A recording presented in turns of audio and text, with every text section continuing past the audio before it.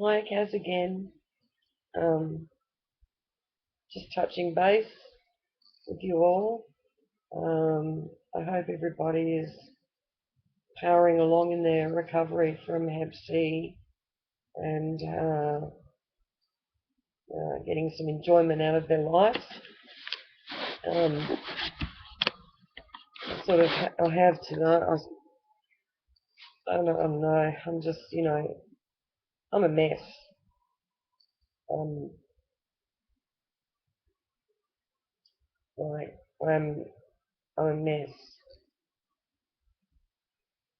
I have sisters, three of them, and a mother, and I might as well see it that they've been in a plane accident.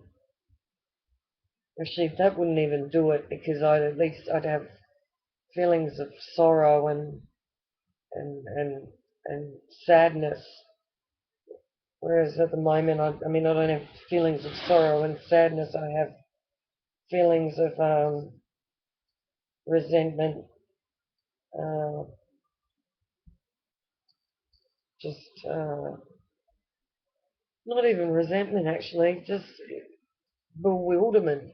You know, I've got three, as I said, three sisters, and I've got a mother. And every time there's a little story to be told where something sort of goes out a bit of whack or whatever, the story gets told, and I'm generally the problem. You know, I'm the scapegoat in our mob. Um, there's a problem, it's my fault. So some of the horrible, nasty phone calls and text messages I've received have been pretty horrific. Um, my oldest sister got pleasure out of staying at my partner's place for a couple of days.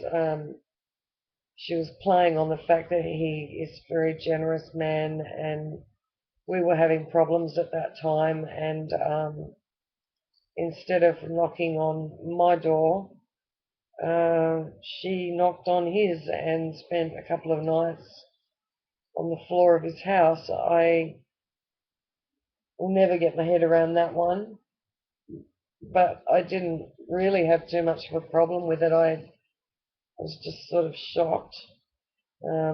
Shocked because we were really friendly, like not long up until this point, and then she just sort of dumped me like a hot cake, and then went and started saying nasty things about me to my boyfriend.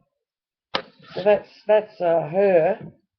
And then yeah, the other week I reunited with an old girlfriend, and geez, thank God that was temporary. She was coming over from Perth, and um, I helped her by finding a house for her in Strathalbyn here in Adelaide. And when she arrived, I I lent her my car. I've got two cars, so I gave her one of my cars to drive around in until she had hers, or she got one, or whatever. So we went up there for a barbecue, and I took my oldest sister with me, which was the biggest mistake I could have made. And it turns out my girlfriend's partner is really violent and sexist, and a real nasty piece of work, smokes his drugs, um, just horrendous, really. Like, I don't know how she's living with him. I do know the difficulties because I've had a son to somebody who was a heroin addict, which was actually how I ended up with Hep C.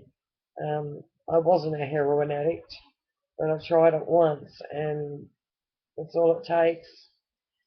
So,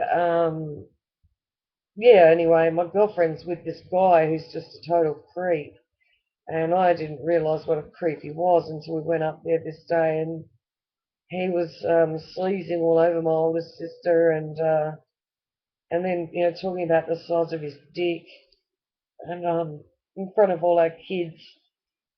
And at the end, I just said, look, this is inappropriate. I can't be a part of this.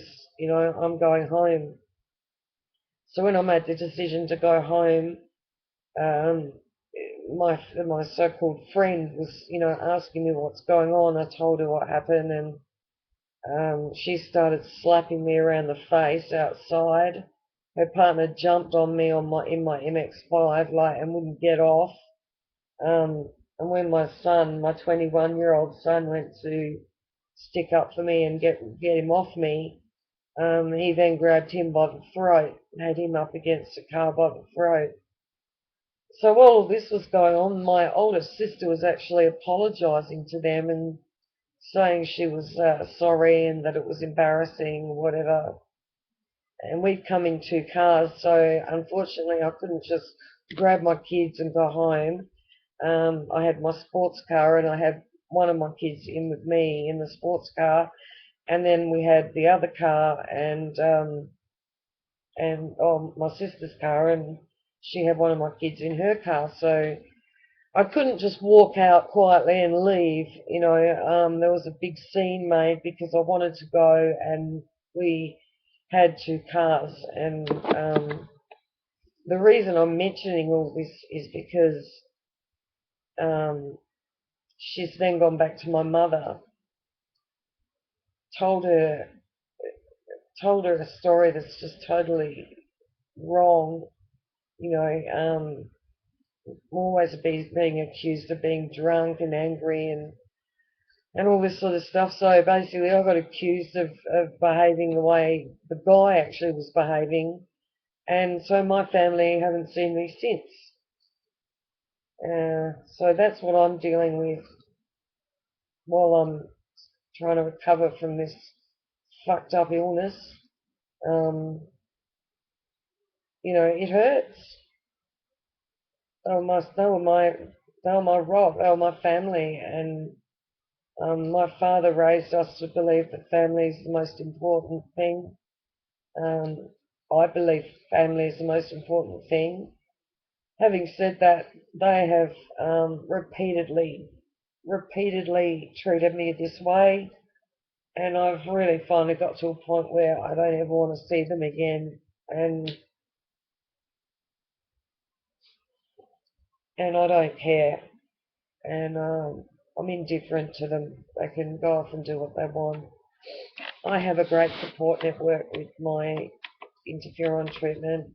We've got a partner who makes sure there's groceries here and helps out with the kids. And then I've also got a 21-year-old living here, my son, my oldest son, which is fantastic. He's a fantastic support too. And I've got a 13-year-old, so all boys. I'm always around boys. Um, so yeah, just only yesterday, I I felt really ill and I couldn't stand up, I couldn't walk, and I got quite frightened. So I rang the ambulance and I went to the hospital and stayed in overnight. I'm in week 10 and my hemoglobin is ridiculously low. Um, so they've finally decided to put me in for a blood transfusion, and that's going to happen on Wednesday. I don't know much